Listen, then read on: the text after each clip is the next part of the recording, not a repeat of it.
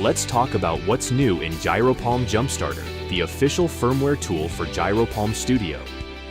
Introducing Firmware History, a convenient way to access your previously flashed firmware objects. To use this feature, open up GyroPalm Studio in your preferred web browser. Select a project. Click the Output tab and click Flash Device. Remember to first compile your project and set your COM port if you have not already done so. When prompted to flash the firmware, click Yes. This is called an online flash, which will appear in your firmware history.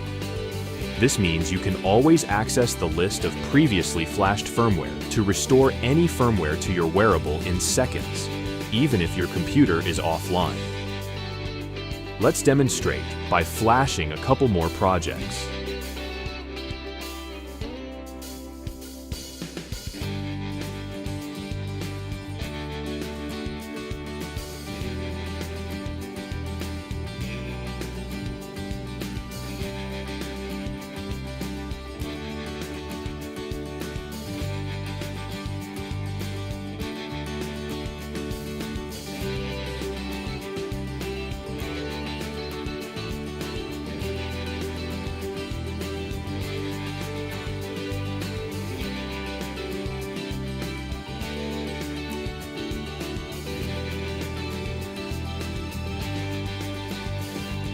To access the firmware history, open GyroPalm Jumpstarter.